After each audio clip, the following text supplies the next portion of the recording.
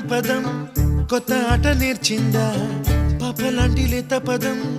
పాఠశాలగా కూనలమ్మ జానపదం